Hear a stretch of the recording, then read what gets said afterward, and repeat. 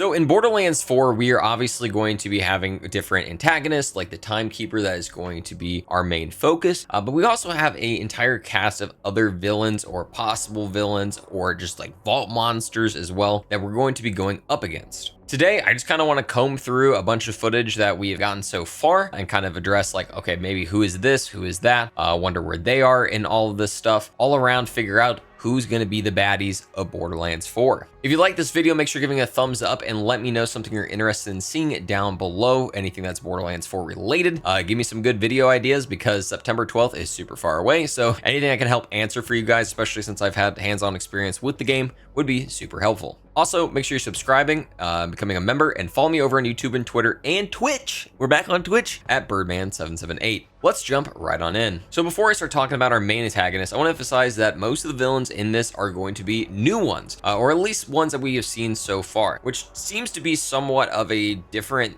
kind of angle than we've had in previous Borderlands games. It felt like everything was like kind of like revolving around Pandora, so we had a kind of a good idea of like who maybe another baddie would be there. But this is Kairos. We're not on Pandora anymore. There's going to be completely new people here, so we have entirely new threats, like the Timekeeper. The Timekeeper is the never-ending immortal overlord of Kairos. Essentially, what he does is take control of the entire population by injecting them with these essentially like cybernetic devices called bolts, where he's essentially able to take over their entire body and use them as his personal slaves. So far in the story, he had been, in complete control over Kairos for, God knows how long, until Elpis crashed into the outside camouflage dome around the planet. When this happened, obviously there started becoming a lot more, unrest on Kairos, and the Timekeeper's rule has so far been somewhat, challenged. So far, it seems like the Timekeeper is going to have, his own like kind of like merry men of other characters that are going to be like his right-hand man, which seems to be this big guy that we've been seeing in all of the trailers, Idolater Soul. He is that big old giant guy we've seen in every single trailer. We actually got to see a little bit of him in the Fade Fields, essentially early demo that not only was at the Fan Fest, but I also got to personally experience when I went out to Novato and played it a little bit early. He seems as though, he's like that typical, hey, I'm at the behest of the Timekeeper. He is my overlord. I am doing everything I can for him. Really gives me like Baron Harkonnen vibes from Dune, but at the same time, again, he is going to essentially be another kind of like baddie that we're going to have to face before the Timekeeper. Now, to be honest, this guy is also very scary like the Timekeeper. I imagine it's going to be a pretty interesting fight. He seems to already have his own, cybernetics and everything, and we've even seen him in another trailer, kind of just like glass over with like gold, which looks like extra armor for him. So I imagine he's going to be a pretty big fight. But I also mentioned that there has been unrest on Kairos since Elpis has crashed into the planet, and it has led to the rise of a character known as Queen Callus. At the Borderlands Fan Fest, we actually got a bit of a background from Randy Pitchford himself, where he mentioned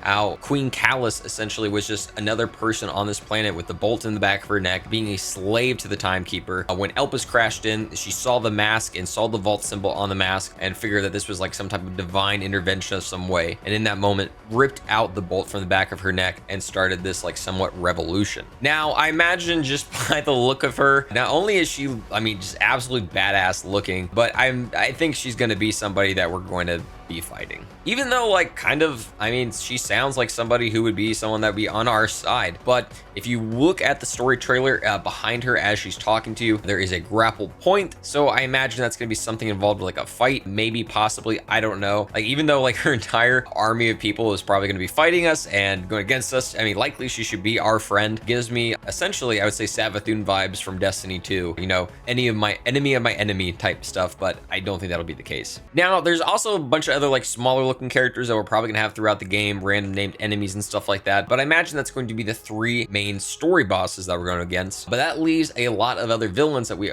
saw in that trailer, or should I say monsters. We were able to see the primordial guardians that are going to be within some of the vault. We got to see three of them. One of them is Inceptus. That is the one that I actually got to play when I went out to Novato and did that early endgame vault stuff, and then also a lot of people got to play it at the Borderlands Fan Fest as well. Again, just quick recap on on what happens with vaults, you go through, you run 3 sections of it, you do the main boss itself, and then once you fight and defeat the boss, you're able to get essentially this boost to, so far, what seems like our movement mechanics. When you beat Inceptus, you actually get a boost to your glide recharge rate, so that's really nice, but, you know, I imagine each of the other vaults are going to copy that as well. Now, in the story trailer, right after Idolater Soul speaks to us, we actually see what appears to be one of these primordial guardians break out of a rock and essentially look like it's preparing itself for a fight. This guy looks absolutely metal. I mean, he's literally covered in metal, but this is like the most like brutal legend looking metal creature that I've seen in a video game in a long time. And this is likely, again,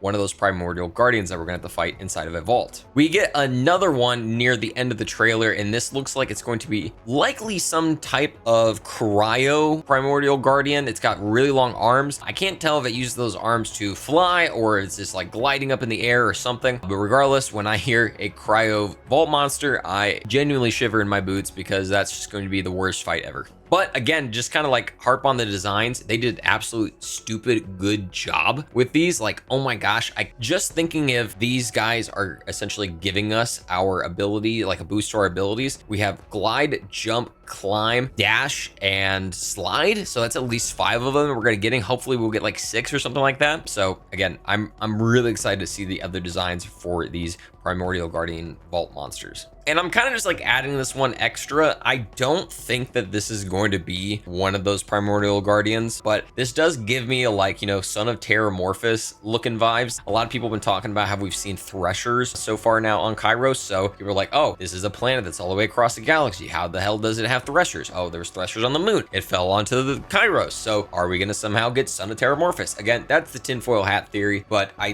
do think it's a pretty good tinfoil hat theory for this guy. Again, obviously, we're going to have an entire cast of other smaller villains, you know, named enemies out in the world that we're going to be able to farm. We've already seen one of that in the gameplay named Horus. There was a couple other ones that I saw where it was like an enemy that like split off into 2 different enemies. One had like an armor bar, one had like a health bar, and essentially had to fight both of them. Again, there's going to be a lot of villains, but these are going to be the big ones that people are going to focus on, likely for endgame style activities. Or just, you know, the main story itself. If you have seen any other person you think is like, you know, maybe a villain in any of the trailers or anything, please comment down below and let me know what trailer it is. Show me like, you know, a timestamp and I'll definitely come through it and talk about it over on my Twitter. By the way, thank you everybody for being over on Twitter recently. We've actually popped off. I've got like 500 followers in like you know 2 weeks, so really appreciate it. Again, if you enjoyed this video, make sure you give it a thumbs up and let me know something you're interested in seeing down below. Subscribe, become a member, and follow me over on YouTube, Twitter, and Twitch at Birdman778. Guys, thank you so much for the support recently. Again, everybody that came out to my Twitch stream the other night, I really appreciate you as well. If you're still listening to this, I'm going to try to be streaming every single Monday, Wednesday, and Friday night right now at 9 p.m. Eastern Standard Time. So swing on by, say what's up,